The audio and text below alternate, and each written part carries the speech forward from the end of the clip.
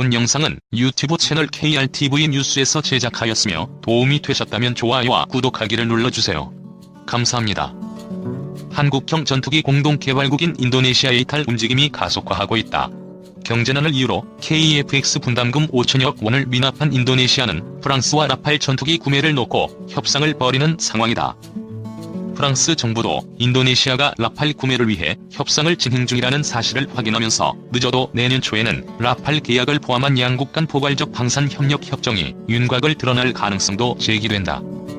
프랑스 인도네시아 라팔 판매 협상 중 로이터 통신을 비롯한 외신에 따르면 플로랑스 파를리 프랑스 국방부 장관은 4일 현지 TV 인터뷰에서 인도네시아가 프랑스 다소 전투기 구매 협상을 벌이고 있다며 아직 서명은 하지 않았으나 많은 작업을 수행했고 거래도 잘 진행됐다고 말했다. 협상에 포함된 라팔 판매 규모는 36대로 알려졌으나 일각에서는 48대라는 주장도 나오고 있다.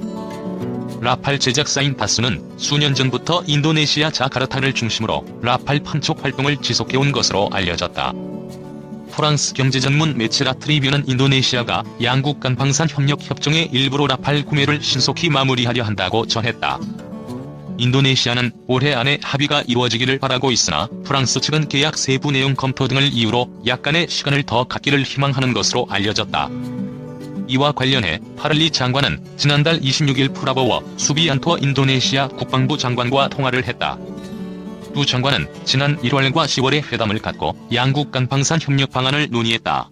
수비안토 장관은 미국, 오스트리아 등을 방문해 전투기 구매 등을 타진한 바 있다. 프랑스 정부 입장에서 이번 거래는 상당히 중요하다. 연간 22대의 라팔을 생산하고 있는 다스는 추가 물량 확보가 절실하다. 장비나 부품을 납품하는 500여 개 협력 업체들을 라팔 생산 체계에 붙잡아두기 위해서는 장기적인 판매 전망이 밝다는 점을 입증해야 하는 처지다. 이집트, 카타르, 인도에서 80대를 주문받았고 그리스가 18대를 도입할 예정이지만 물량이 여전히 부족한 실정이다. 추가 주문이 없다면 프랑스 정부는 자국 공군용 마지막 주문량인 30대 발주를 서둘러야 한다. 하지만 인도네시아로부터 36에서 48대 주문이 들어오면 프랑스 공군 물량 주문을 미룰 수 있다. 생산 속도를 높이지 않는다면 2027년까지 작업량이 확보된다. 항공우주산업진흥과 일자리 유지 효과도 그만큼 크다. 프랑스는 2010에서 2019년 인도네시아에 에어버스 헬리콥터 H225M 수색 구조 헬기 8대를 포함한 16억 2천만 달러 상당의 군수품을 판매했다.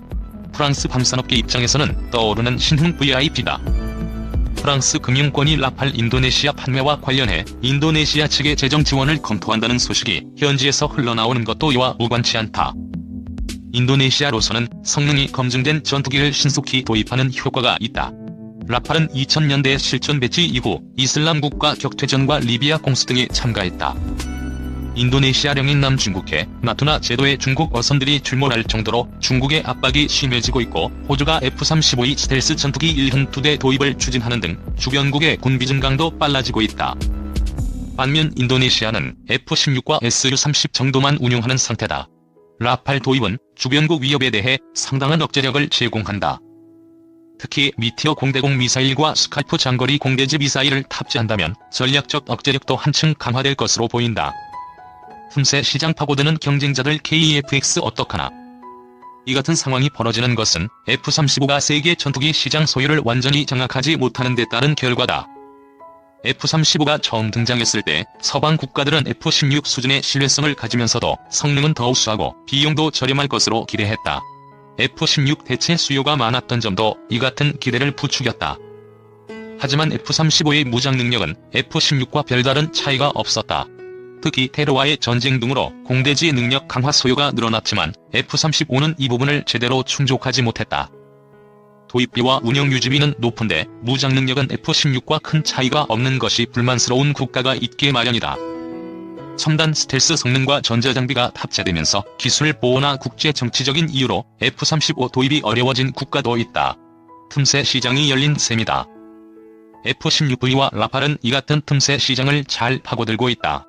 전 세계에 4천여 대가 판매된 F-16을 개량한 F-16V는 다기능 이상 배열 레이더와 최신 임무 컴퓨터 등을 탑재했으며 기체 수명도 기존보다 50% 늘어났으며 무장 탑재량도 많아졌다.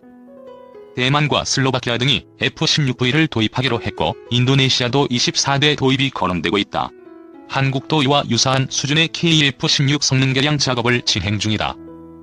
라팔은 F-16보다 고성능을 원하나 F-35 도입은 어려운 국가를 중심으로 주목을 받는 모양새다. 라팔 도입국인 인도, 카타르, 이집트는 기존보다 강한 전략적 억제력을 지닌 기체를 원했다. 라팔은 스칼프, 미티어 미사일을 통해 장거리 타격력을 확보했다. 1980년대 개발 당시부터 동체와 날개 대부분을 복합 재료로 만들고 레이더 흡수 재료를 사용해 스텔스 기능을 갖췄다. 프랑스 항공산업 기술의 집약체라는 점에서 기술 이전도 미국보다 쉽다. F-16V와 라팔은 공교롭게도 인도네시아에서 함께 거론된 기체다. 반면 KF-X는 분담금 미납 문제조차 해결되지 못한 상태다. 2010년대 중반 개발에 착수한 기체가 1970에서 1980년대 개발된 전투기에 밀리는 상황이 발생한 것이다. 빈약한 무장 때문이다. KF-X에 탑재되는 항공무장 중에서 눈에 띄는 것은 미테어 공대공 미사일 뿐이다. 재래식 항공폭탄과 합동정밀직격탄, 한국형 정밀유도 폭탄이 추가되는데 KF-16보다 못한 수준이다. 다기능 이상 배열 레이더를 포함한 전자장비는 개발 중인 상태다. 전투기를 구매할 때는 탑재 무장과 전자장비를 함께 검토하고 의사결정을 내린다.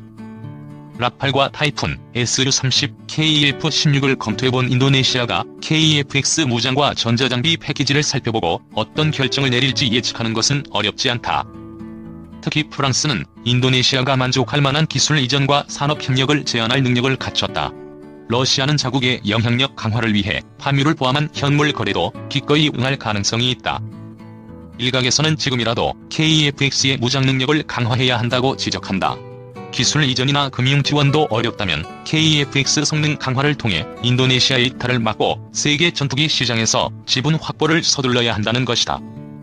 KF-X는 공대공 능력은 미티어 미사일을 통해 확보했지만 장거리 공대지 능력은 2028년 개발된 국산 장거리 공대지 미사일을 쓴다.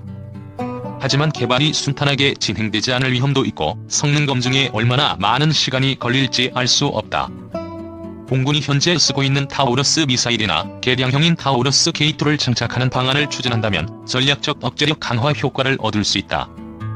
KF-X 제작사인 한국항공우주산업은 내년 상반기 KF-X 시제 1호기를 줄고 성능 점검을 거쳐 2020년대 중반에 KF-X 개발을 완료할 예정이다. 기술 불모지에서 이 정도 기체를 만든 것도 대단하다는 주장도 있으나 시장의 관심을 받지 못하는 전투기는 혈세 낭비로 이어질 뿐이다. 인도네시아의 이탈로 KF-X 앞날의 적신호가 켜진다면 그 피해는 공군과 국민에게 돌아갈 것이다.